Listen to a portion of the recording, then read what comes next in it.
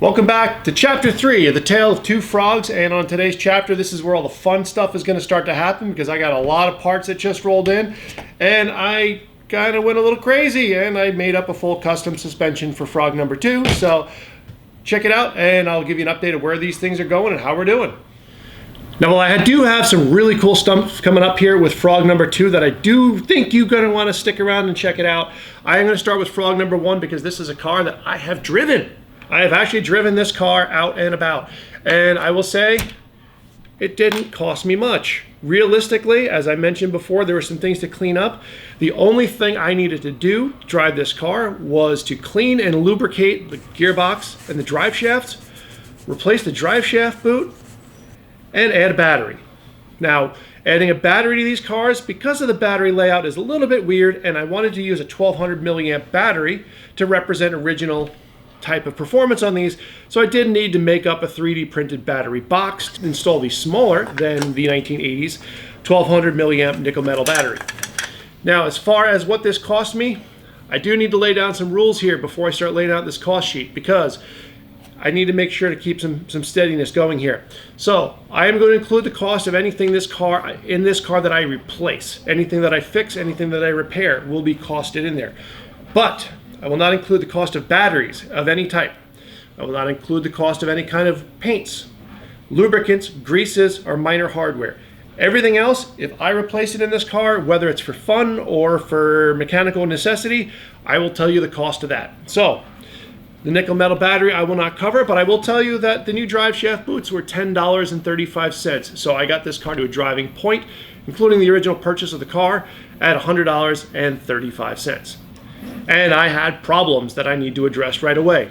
I mentioned in the last video the Tamiya mechanical speed control. It's out. This thing sucks. When you're driving it at full speed, it's not too bad. But when you start running it slow, I forgot to mention the resistor pack. Yes, the resistor pack that gets up to very nice temperatures if you're not driving this thing at full speed. So yeah, that's another problem with it. The radio as well gave me issues. I did have the radio glitching out on me at fairly reasonable distances, not too far, and the radio, honestly, I pretty much almost had a runaway car, but I was able to recover it. So, original radio was coming out as well. All this crap here. Got a servo, receiver, battery pack, speed control, a couple antennas, a lot of hardware. Replacing it with 2 little pieces. So, for the radio, I already have a FlySky GT3C radio. Because I already have it, I will not include the cost of that into this. I did buy a receiver for that. The receiver was $9. It was actually $18 for a pair on Amazon. For this card is a $9 receiver. Speed control, the more important thing.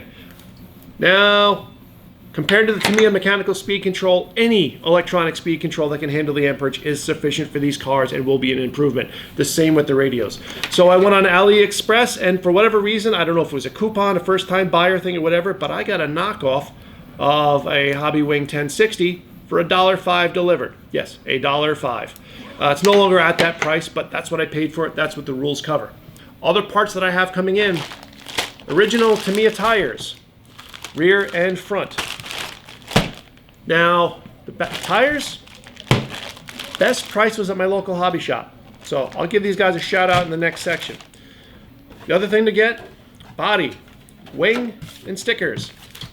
So all in told, price-wise, let me break it down here for you. Original price of $95 for the car. Receiver was $9.50. Speed control $1.05. Rear tires for $7.80. Front tires for $5.20. The drive shaft boots $10.35. The body was $39.95. So basically everything here is coming out to $168.85. The only thing I don't have on this list yet is bearings. I do want to replace all the bushings and some of the bearings in this car with new. The nice thing is Amazon delivered them yesterday, except all they delivered me was an empty envelope.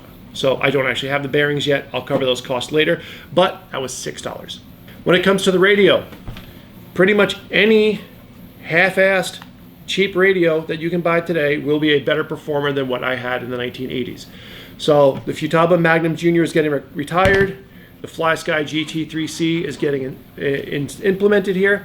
Now, I already had this, so I don't cost it, but if you do need to buy one of these radios, these are about 40, well, depending on the version, 30 to 40 bucks on Amazon, including a receiver.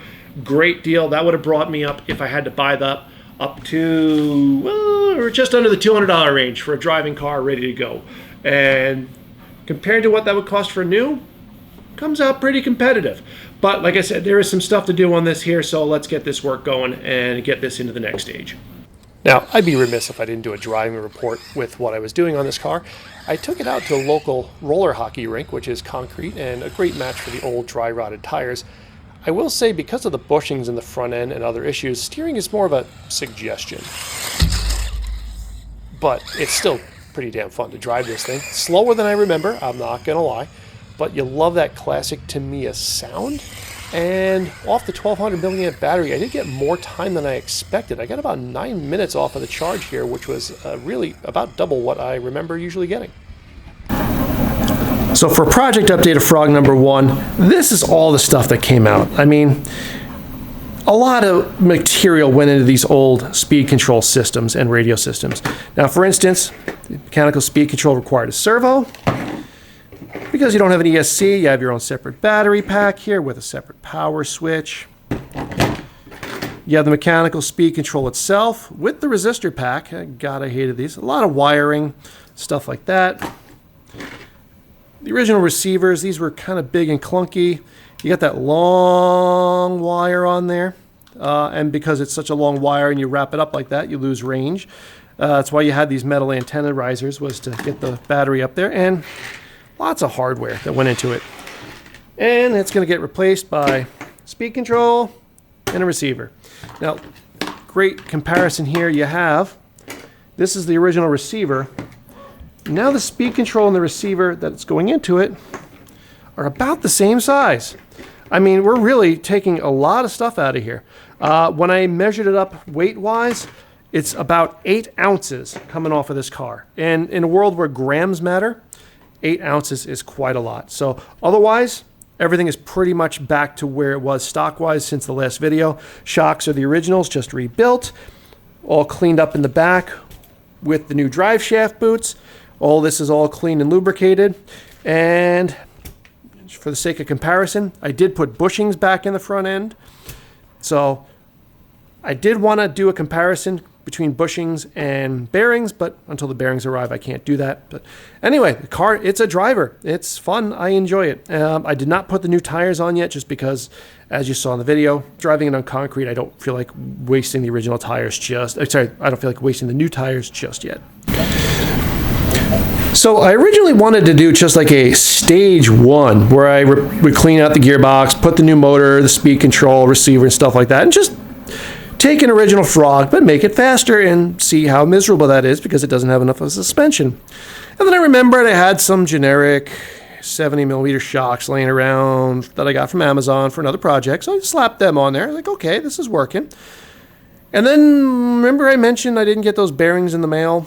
And I kind of had that afternoon that day set aside for working on the car, and I got some inspiration, and I've been doing some looking online at various suspension options. I didn't like any of them, so I made my own. I got into the CAD software. This is all my own unique design. It takes inspiration from others, but what we have is, in the spirit of the original Frog, it's still a swing arm suspension. We have the same track width. We have the same swing. So basically your suspension motion is the same, but this is all bearing supported now, and it's all nice and solid. So you don't have any of that floppiness in the original suspension. This is all rock solid stuff. Ties right into the shock at a better angle here. Another bearing supported here. So this is all, nothing's flopping around. This is all just very strong, very solid, and very smooth. And that's the one thing I do. I don't want to lose the spirit of what this car is. I want to keep a Frog as a Frog. The basic dimensions of this car, you're not going to get modern type of performance out of this. It's just, the wheelbase is too short. It's just too squat. It's the center of balance is all, center of gravity is all wacky. So I'm going to keep in the spirit of the original Frog. But like I said, this is the rear suspension. I came up with it. I am going to get more detail of this later on in another video. I'll probably make these available, the files or something. I don't know. I do want to share this stuff for other people to be able to do this. There's still some dimensional stuff I need to work out. And I don't know what I'm going to do with the front end. I don't know. I actually, on the 3D printer, I have a center servo mount coming out right now. We'll see how that goes. But yeah, Frog number 2, it's going to get more power. It's got new rear suspension, new front suspension, and some steering ideas I got for it. So this is going to get cool. It's just not as far along as I hoped yet because I got sidetracked. And thus closes part 3 of the Tale of Two Frogs. I had actually hoped to clean this out with one more update with frog number 1. Unfortunately, I ran into one more roadblock in that when I went to change the tires, I realized that the rims, the wheels that were on here were actually slightly larger from a different Tamiya product, so those tires would no longer fit. Unfortunately, I didn't realize that until I destroyed the old tires taking them off, so I can't drive it again right now. But I will in a couple of days as soon as new wheels get here, as well as the bearings, and I can pretty much finish up frog number 1. And a lot to come on frog number 2 in the next video as well. A lot of things in progress I think you're going to get a kick out of, and we can start seeing where that hop-up progress can get us on these cars. Anyway, if you haven't already, like and subscribe. I do have more content coming with these. Leave me some notes in the comments if you have any questions or anything you'd like to see. And don't forget too, I do have a lot of scale model reviews as well. I'll have more of those coming up in the near future. Thanks for watching. Catch you next time.